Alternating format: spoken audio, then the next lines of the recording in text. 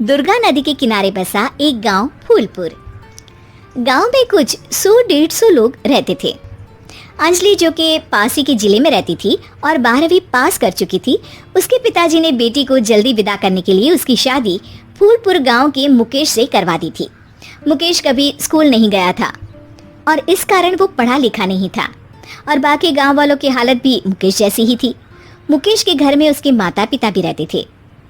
सासू माँ, मैं बाहर मंदिर तक जा रही हूँ, आधे घंटे में आ जाऊंगी। अरे अभी कहीं जाने की जरूरत नहीं है, चुपचाप जाके रसोई में रात के खाने की तैयारी करो। और ये घूंघट क्यों हटा लिया है तुमने? क्या पता नहीं कि इस गांव में औरतें बिना घूंघट के नहीं रहती? रात में अंजलि छत पर जाकर अपनी मम्मी से बात कर रही होती है।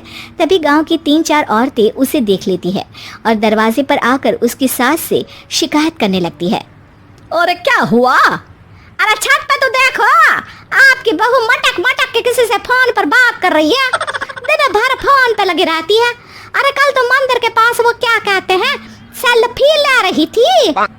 शहर की बहू रखना अच्छा शान की बात है, पर देखना इसके लक्षण से ये तो तुम्हारे परिवार को बदनाम ना कर दे।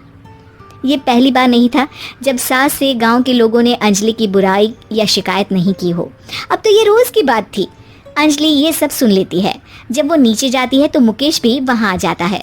सास कहती है, बेटा, लोग घर आकर शिकायत करने लगे हैं बहू के कामों की, देख लो। पति हो, संयम से रखो इसे। माँ जी, मैं तो अपनी माँ से बात कर रही थी क्योंकि यहाँ कोई बात करने लायक ही नहीं है और अब मैं माँ के पास ही रहूंगी।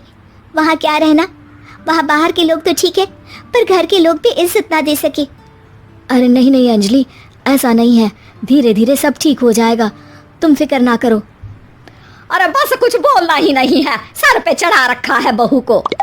सास मुकेश की नरम बात सुन के वहाँ से मुंह चढ़ाकर चली जाती है। मैं तो कहती हूँ हम दोनों शहर चले जाते हैं। मैं पढ़ी लिखी हूँ, मुझे वहाँ नौकरी भी मिल जाएगी और थोड़े दिनों में आप भी वहाँ कुछ काम ढूंढ लेना।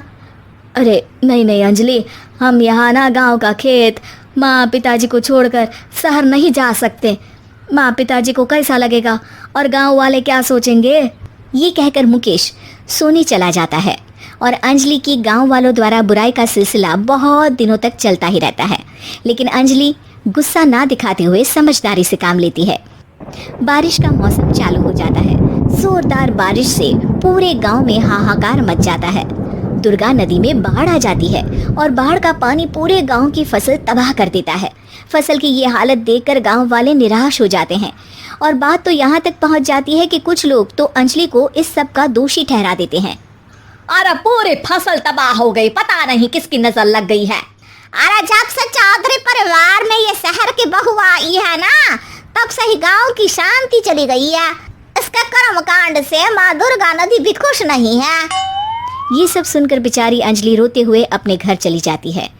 कुछ दिन बाद सभी गांव वाले अपनी फसल का मुआवजा लेकर अपने अपने घर आते हैं। मुकेश भी 1500 लेकर आता है। अंजलि को जब पासबुक दिखाता है तो अंजलि हैरान हो जाती है। अरे, ये पासबुक में तो उन्होंने 4000 की एंट्री करी है और आपको सिर्फ 1500 दिए। सच में? अरे वो सरकारी अफसर आपको बेवकूफ़ बना रहे हैं। सरकार की तरफ से हमें 4000 मिले हैं लेकिन बाकी का सारा पैसा खुद ही खा रहे हैं। आप लोग के अनपढ़ होने का फ़ायदा उठा रहे हैं। ये सब सुनकर मुकेश परेशान हो जाता है लेकिन अंजलि उसे हिम्मत से काम लेने को कहती है और सुबह होते ही मुकेश को पंचायत कार्यालय ले जाती है और साथ में गांव के और लोगों को भी। आप सरकारी बाबू क्या गांव के लोगों को बेवकूफ़ समझते हैं? आपको क्या लगता है ये पढ़े लिखे नहीं है तो आप कुछ भी मनमानी करेंगे?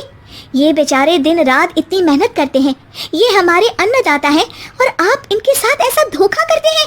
अरे क्या बके जा रही है ये लड़की, किस धोखे की बात कर रही है? अपने कांड करके नदी माँ को नाराज करके हमारा नुकसान करके इसे चैन नहीं मिला क्या? सरपंच जी, इन सरकारी बाबू ने मुझे बेवकूफ़ बनाया है और मेरे हिस्से के पैसे खुद चट कर गए। बस ये सुनते ही सरपंच वहाँ से दुम दबाकर भाग जाता है। पता चलता है कि जनपद अधिकारियों ने गांव के सरपंच के साथ मिलकर सबके साथ धोखा किया है। सब लोगों का विरोध शुरू हो जाता है और आखिर में अधिकारी सब गांव वालों के हिस्सों के बचे हुए पैसे उन्हें लौटा देते हैं और कई दिन तक सरपंच गांव में लौटता ही नहीं। अंजलि, तुम नहीं होती तो हम गांव वालों को तो पता ही नहीं चलता कि ये हमें हर बार बेवकूफ़ बनाते हैं। हाँ हाँ अंजलि बेटी, हमें माफ़ कर दो। हम सब तुम्हें बुरा भला कहते रहे, लेकिन तुमने ही आज हमें बेवकूफ़ बनाने से बचाया है। हमें तुम पर गर्व है बेटी। अब समझ आया कि सरपंच तुमसे नहीं, तुम्हारे पढ़े लिखे होने से नफरत करता था। क्यों ना इस बार हम अंजलि को ही सरपंच पद के लिए चुन लें? क्या कहते हो गांव वालों? पढ़ी लिखी सरपंच।